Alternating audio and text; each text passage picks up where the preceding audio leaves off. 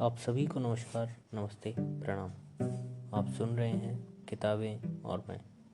यहाँ आपको सुनने को मिलेंगे प्रसिद्ध लेखकों के बेहतरीन उपन्यास, नाटक और कहानियाँ।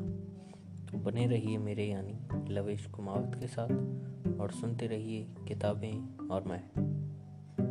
आज मैं आपको सुनाने जा रहा हूँ मुंशी प्रेमचंद की लिखी कहानी सुजान भगत। सीधे साधे किसान धन हाथ आते ही धर्म और कीर्ति की ओर झुकते हैं। दिव्य समाज की भांति वे पहले अपने भोग विलास की ओर नहीं दौड़ते।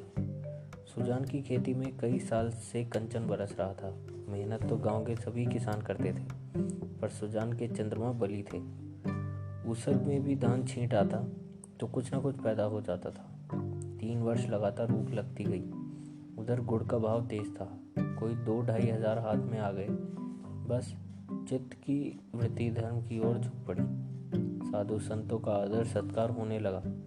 द्वार पर धूनी जलने लगी। कानून गो इलाके में आते तो सुजान महतो के चौपाल में ठहरते। हल्के के हेड कांस्टेबल, थानेदार, शिक्षा विभाग के अफसर एक न एक उस चौपाल में पड़ा ही रहता। महतो मारे खुशी के फूले न समाते। धन्य भाग, उसके द्वार पर अब इतने बड़े बड़े हाकिम आकर ठहरते हैं। जिन हाकिमों के सामने उसका मुंह न खुलता था, उन्हीं की अब महतो महतो कहते जुबान सूखती थी। कभी कभी भजन भाव हो जाता। एक महात्मा ने डौल अच्छा देखा तो गांव में आसन जमा दिया। गांजे और चरस की बहार उड़ने लगी। एक ढोलक आई, मंजीरे मंगवाए गए, सत्संग होने लगा। यह सब सुजान के दम का जुलूस था। घर में सेरो दूध होता, मगर सुजान के कंठ तले एक बूंद भी जाने की कसम थी। कभी हाकिम लोग चकते, कभी महात्मा लोग। किसान की दूध घी से क्या मतलब, उसे रोटी और साग चाहिए। सुजान की नम्रता का अब वारापार न था। सबके सामने सिर झुकाए रहता। कहीं लोग यह न से कह दें कि धन पाकर इसे घमंड हो गया है। गांव में कुल 3 कुएं थे। बहुत से खेतों में पानी न पहुंचता था। खेती मारी जाती थी। सुजान ने एक पक्का कुआं बनवा दिया। कुएं का विवाह हुआ, यज्ञ हुआ, ब्रह्म भोज हुआ। जिस दिन पहली बार पुर चला, सुजान को मानो चारों पदार्थ मिल गए। जो काम गांव में किसी ने न किया था, वह बाप दादा के पुण्य प्रताप से सुजान ने कर दिखाया। एक दिन गांव में गया के यात्री आकर ठहरे। सुजान के द्वार पर उनका भोजन बना। सुजान के मन में भी गया करने की बहुत दिनों से इच्छा थी। यह अच्छा अवसर देखकर वह भी चलने को तैयार हो गया। उसकी स्त्री बुलाकी ने कहा, अभी रहने दो, अगले साल चलेंगे। सुजान ने गंभीर भाव से कहा, अगले साल क्या होगा कौन जानता है। धर्म के काम में मीन मेष निकालना अच्छा नहीं। जिंदगानी का क्या भरोसा। बुलाकी, हाथ खाली हो जाएगा हमारा। सुजान, भगवान की इच्छा होगी तो फिर रुपए हो जाएंगे। उनके यहाँ किस बात की कमी है। बुलाकी इसका क्या जवाब देती। सत्कार्य में बाधा डालकर अपनी मुक्ति क्यों बिगाड़ती। प्रातःकाल स्त्री और पुरुष गया करने चले। वहां से लौटे तो यज्ञ और ब्रह्मभोज की ठहरी। सारी बिरादरी निमंत्रित हुई। 11 गांवों में सुपारी बटी। इस धूमधाम से कार्य हुआ कि चारों ओर वाह मच गई। सब यही कहते थे कि भगवान धन दे तो दिल भी ऐसा दे। घमंड तो छू नहीं गया। अपने हाथ से पत्तल उठाता फिरता था। कुल का नाम जगा दिया। बेटा हो तो ऐसा हो। बाप मरा तो घर बूनी भांग भी नहीं थी। अब लक्ष्मी घुटने तोड़कर बैठ गई है। एक द्वेषी ने कहा, कहीं गड़ा हुआ धन पा गया है। इस पर चारों ओर से उस पर बौछारें पड़ने लगी। हाँ, तुम्हारा बाप दादा जो खजाना छोड़ गए थे, वही उसके हाथ लग गया है। अरे भैया, यह धर्म की कमाई है। तुम भी तो छाती फाड़कर काम करते हो। क्यों ऐसी ऊख नहीं लगती, क्यों ऐसी फसल नहीं होती। भगवान आदमी का दिल देखते हैं। जो खर्च करता है उसी को देते हैं। सुजान महतो सुजान भगत हो गए। भक्तों के आचार विचार कुछ और होते हैं। वह बिना स्नान किए कुछ नहीं खाता। गंगा जी अगर घर से दूर हो और वह रोज स्नान करके दोपहर तक घर न लौट सकता हो, तो पर्वों के दिन तो उसे अवश्य ही नहाना चाहिए। भजन भाव उसके घर अवश्य होना चाहिए। पूजा अर्चना उसके लिए अनिवार्य है। खान पान में भी उसे बहुत विचार रखना पड़ता है। सबसे बड़ी बात यह है कि झूठ का त्याग करना पड़ता है। भगत झूठ नहीं बोल सकता। साधारण मनुष्यों को अगर झूठ का दंड 1 मिले तो भगत को 1,00,000 से कम नहीं मिल सकता। अज्ञान की अवस्था में भी कितने ही अपराध क्षम्य हो जाते हैं। ज्ञानी के लिए क्षमा नहीं है, प्रायश्चित नहीं है, यदि है तो बहुत ही कठिन। सुजान को भी अब भक्तों की मर्यादा को निभाना पड़ा। अब तक उसका जीवन मजदूर का जीवन था। उसका कोई आदर्श, कोई मर्यादा उसके सामने न थी। अब उसके जीवन में विचार का उदय हुआ, जहाँ का मार्ग कांटों से भरा हुआ था। स्वार्थ सेवा ही पहले उसके जीवन का लक्ष्य था। इसी कांटे से वह परिस्थितियों को तोलता था। वह अब उन्हें औचारित्य के कांटों पर तोलने लगा।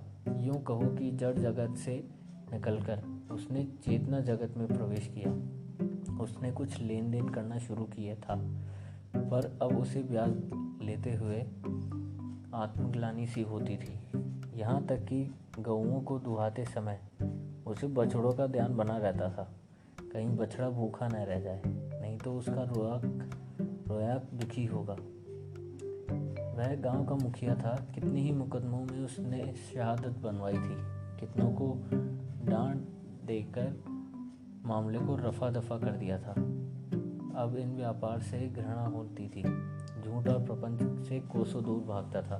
पहले उसकी यह चेष्टा होती थी कि मजदूरों के जितना काम लिया जा सके लो, और मजूरी जितनी कम दी जा सके दो।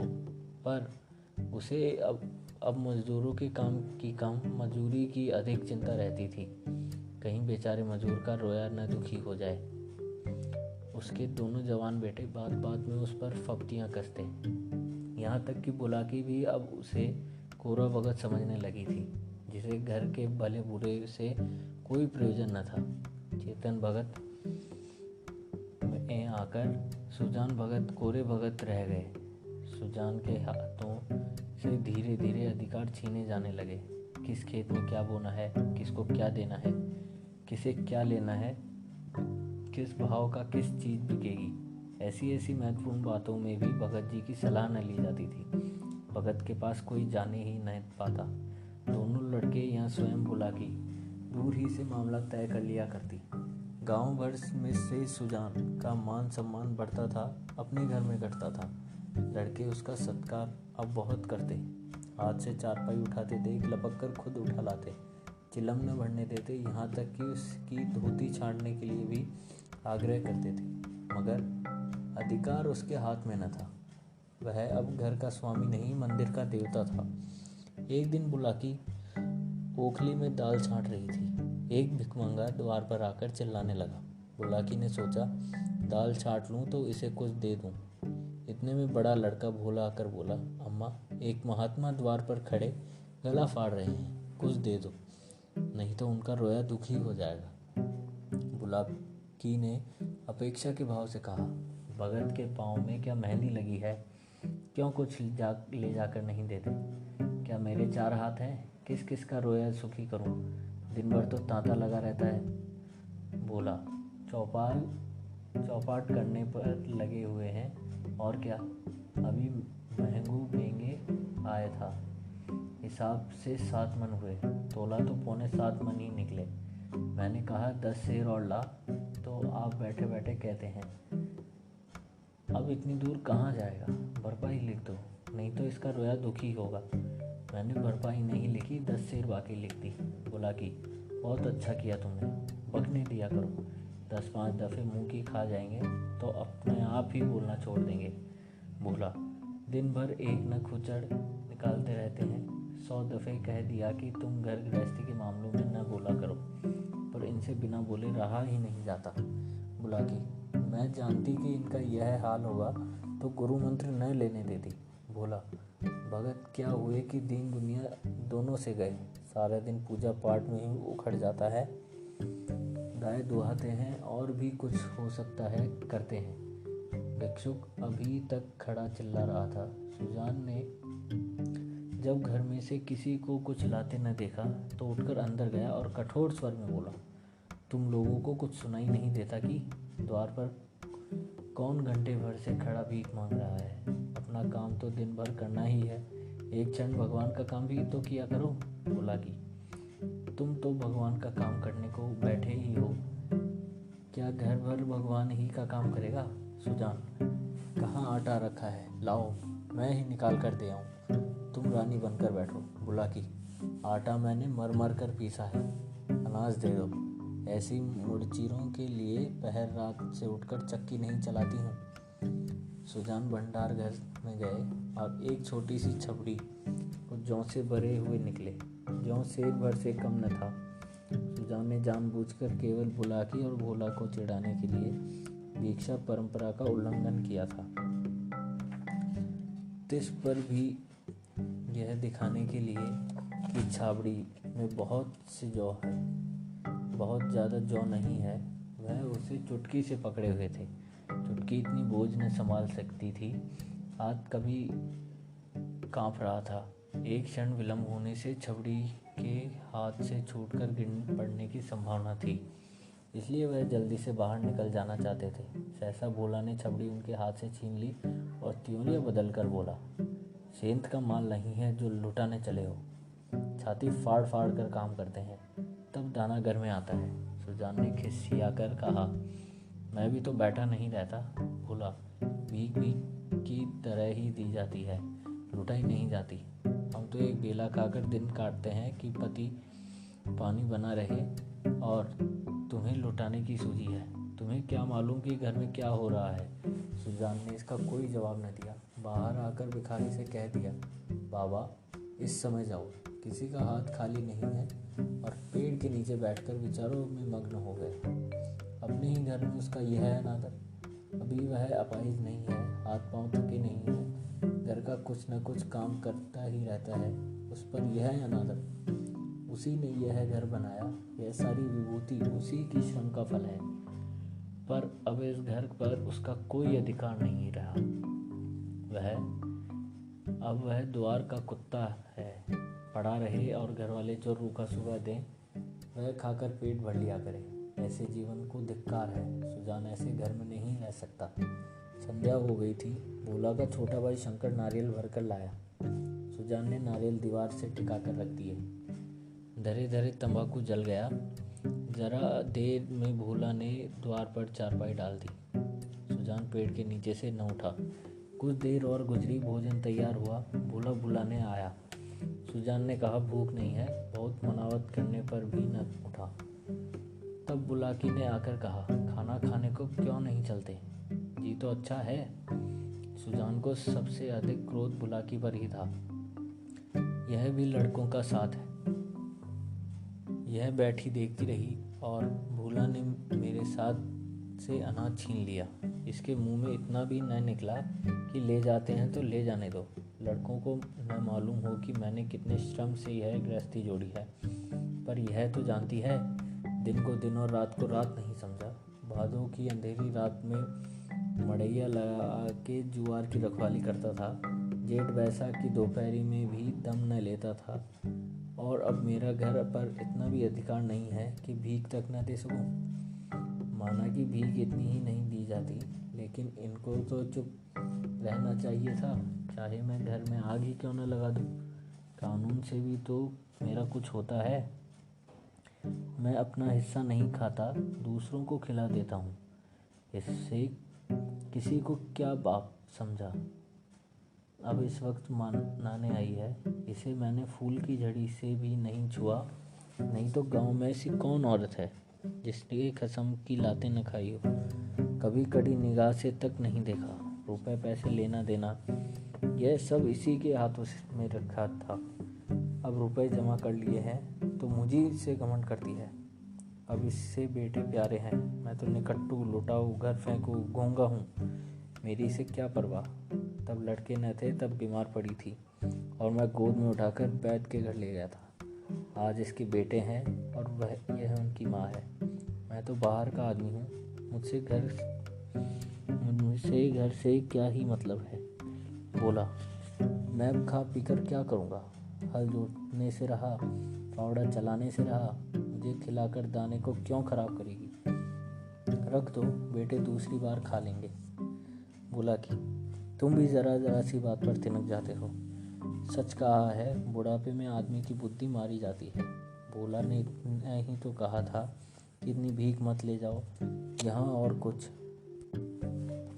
सुजान: हाँ बेचारा इतना कहकर रह गया। तुम्हें तो मज़ा तब आता तब वह ऊपर से 2-4 डंडे लगा देता। क्यों, अगर यही अभिलाषा है तो पूरी कर लो। भोला खा चुका होगा, बुला लाओ।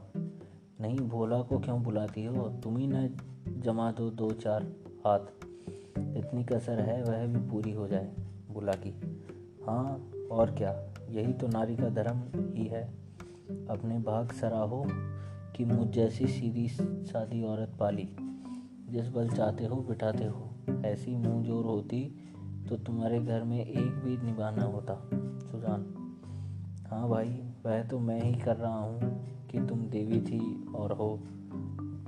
मैं तब भी राक्षस था और अब भी दैत्य का हो गया हूँ।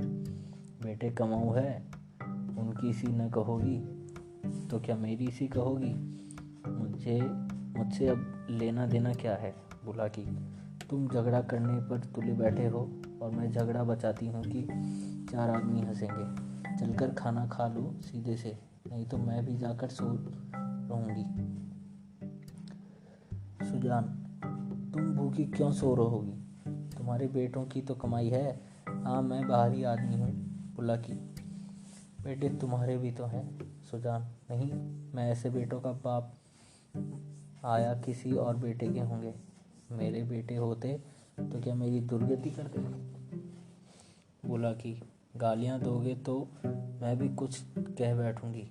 सुनती थी मर्द बड़े समझदार होते हैं, पर तुम सबसे न्यारे हो। आदमी को चाहिए कि जैसा समय देखे वैसा काम करे। अब हमारा और तुम्हारा निवाह इसी में है कि नाम के मालिक बने रहें और वही करे जो लड़कों को अच्छा लगे। मैं यह बात समझ गई, तुम क्यों नहीं समझ पाते। जो कमाता है उसी का घर में राज होता है, यही दुनिया का दस्तूर है। मैं बिना लड़कों से पूछे कोई काम नहीं करती, तुम क्यों अपने मन का ही करते हो। इतने दिनों तक राज कर तो लिया, अब क्यों इस माया में पड़े हो। आधी रोटी खाओ, भगवान का भजन करो और पड़े रहो। चलो खाना खा लो। सुजान: तो अब मैं द्वार का कुत्ता हूँ। बुला की: बात जो थी वह मैंने कह दी, अब अपने को जो चाहो समझो। सुजान न उठे, बुला की हार कर चली गई। सुजान के सामने अब एक नई समस्या खड़ी हो गई थी। वह बहुत दिनों से घर का स्वामी था और अब भी ऐसा ही समझता था। परिस्थिति में कितना उलटफेर हो गया था इसकी उसे खबर न थी। लड़के उसका सेवा सम्मान करते हैं, यह बात उसे भ्रम में डाले हुए थी। लड़के उसका सामने चिलम नहीं पीते, खाट पर नहीं बैठते। क्या यह सब उसके घर रह स्वामी होने का प्रमाण न था। पर आज उसे यह ज्ञात हुआ कि यह केवल श्रद्धा थी, उसे स्वामित्व का प्रमाण नहीं। क्या इस श्रद्धा के बदले वह अपना अधिकार छोड़ सकता है? कदापि नहीं। अब तक जिस घर में राज्य किया, उसी घर में पराधीन बनकर वह नहीं रह सकता। उसको श्रद्धा की चाह नहीं, सेवा की भूख नहीं, उसे अधिकार चाहिए। वह इस घर पर दूसरों का अधिकार नहीं देख सकता। मंदिर का पुजारी बनकर वह नहीं रह सकता। न जाने कितनी रात बाकी थी।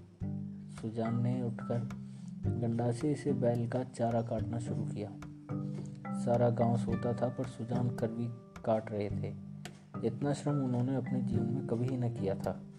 जब से उन्होंने काम करना छोड़ा था, बराबर चारे के लिए हाय हाय पड़ती रहती थी।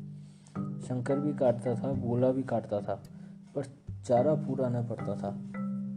आज वह इन लौंडों को दिखा देंगे चारा कैसे काटना चाहिए। उसके सामने कटिया का एक पहाड़ खड़ा हो गया और टुकड़े महीने और सुडौल थे, मानो सांचे में डाले हों। मुंह अंधेरे बुला की उठी तो कटिया का ढेर देखकर दंग रह गई। बोली, क्या भोला आज रात भर कटिया की काटता रह गया। कितना कहा कि बेटा जी से जहान है, पर मानता ही नहीं, रात को सोया ही नहीं। सुजान भगत ने ताने से कहा, क्या सोता ही कब है, जब देखता हूँ काम ही क्या करता है। ऐसा कमाऊ संसार में और कौन होगा। इतने में भोला आंखें मलता हुआ बाहर निकला। उसे भी यह ढेर देखकर आश्चर्य हुआ। माँ से बोला, क्या शंकर आज बड़ी रात से उठा था अम्मा? बोला कि वह तो बड़ा सो रहा है, मैंने तो समझा तुमने काटी होगी। बोला, मैं तो सवेरे उठ ही नहीं पाता, दिन भर चाहे कितना काट लूं पर रात को मुझसे नहीं उठा जाता। बोला कि तो क्या तुम्हारे दादा ने काटी है? बोला, हाँ मालूम होता है, रात भर सोए नहीं, मुझसे कल बड़ी भूल हुई। अरे वह तो हल लेकर जा रहे हैं, जान देने पर उतारू हो गए हैं क्या? बोला कि क्रोधी तो सदा के हैं, अब किसी की सुनेंगे थोड़ी ही। बोला, शंकर को जगा दो, मैं भी जल्दी से मुंह हाथ धोकर हल ले जाऊं। जब और किसानों के साथ भोला हल लेकर खेत में पहुंचा तो सुजान आधा खेत जोत चुके थे। भोला ने चुपके से काम करना शुरू किया। सुजान ने कुछ बोलने की हिम्मत न पड़ी। दोपहर हुआ, सभी किसानों ने हल छोड़ दिए पर सुजान भगत अपने काम में मग्न है। भोला थक गया, उसकी बार बार इच्छा होती कि बैलों को खोल दे, मगर डर के मारे कुछ कह नहीं सकता। उसको आश्चर्य हो रहा है कि दादा कैसे इतनी मेहनत कर रहे हैं। आखिर डरते डरते बोला, दादा अब तो दोपहर हो गया, हल खोल देना। सुजान, हाँ खोल दो, तुम बैलों को लेकर चलो, मैं डांड फेंक कर आता हूँ। बोला, मैं संजय को डांड फेंक दूंगा। सुजान, तुम क्या फेंक दोगे, देखते नहीं हो खेत कटोरे की तरह गहरा हो गया है, तभी तो बीच में पानी जमा रहता है। इस गोविंद के खेत में 20 मन का बीघा होता था, तुम लोगों ने इसका सत्यानाश कर दिया। बैल खोल दिए गए। भोला बैलों को लेकर घर चला पर सुजान डांड फेंकते रहे। आधे घंटे बाद डांड फेंक कर वह घर आए, मगर थकान का नाम न था। नहा खाकर आराम करने के बदले उन्होंने बैलों को सराहना शुरू किया। उनकी पीठ पर हाथ फेरा, उनके पैर मले, पूंछ सहलाई। बैलों की पूंछें खड़ी थी। सुजान की गोद में सिर रखे उन्हें अकथनीय सुख मिल रहा था। बहुत दिनों के बाद आज उन्हें यह आनंद प्राप्त हुआ था। उनकी आंखों में कृतज्ञता भरी हुई थी, मानो वह कह रहे थे, हम तुम्हारे साथ रात दिन काम करने को तैयार हैं। अन्य कृषकों की भांति भोला भी कमर सीधी कर रहा था कि सुजान ने हल उठाया और खेत की ओर चले। दोनों बैल उमंग से भरे दौड़े चले जाते थे, मानो उन्हें स्वयं खेत में पहुंचने की जल्दी थी। भोला ने मुड़े या में लेटे लेटे पिता को हल लिए जाते देखा पर उठ न सका। उसकी हिम्मत छूट गई थी। उसने कभी इतना परिश्रम न किया था। उसे बनी बनाई गृहस्थी मिल गई थी, उसे ज्यों त्यों चला रहा था। इन दामों वह घर का स्वामी बनने का इच्छुक न था। जवान आदमी को 20 धंधे होते हैं, हंसने बोलने के लिए, गाने बजाने के लिए भी तो उसे कुछ समय चाहिए। पड़ोस के गांव में दंगल हो रहा है, जवान आदमी कैसे अपने को वहां जाने से रोकेगा? किसी गांव में बारात आई है, नाच गाना हो रहा है, जवान आदमी क्यों उसके आनंद से वंचित रह सकता है? वृद्धजनों के लिए ये बाधाएं नहीं है। उन्हें न नाच गाने से मतलब, न खेल तमाशे से गरज, केवल अपने काम से काम है। बुलाकी ने कहा, भोला तुम्हारे दादा हल लेकर गए। भोला, जाने दो अम्मा, मुझसे यह नहीं हो सकता। सुजान भगत के इस जीवन उत्साह पर गांव में टीकाएं हुई। निकल गई सारी भक्ति, बना हुआ था माया में फंसा हुआ है। आदमी काहे वो भूत है। मगर भगत जी के द्वार पर अब फिर साधु संत आसन जमाए देखे जाते हैं। उनका आदर सम्मान होता है। अब उसकी खेती ने सोना उगल दिया है। भिखारी के में अनाज रखने की जगह नहीं मिलती। जिस खेत में 5 मन मुश्किल से होता था, उसी खेत में अब 10 मन की उपज हुई है। चैत का महीना था, खलिहानों में सतयुग का राज था। जगह जगह अनाज के ढेर लगे हुए थे। यही समय है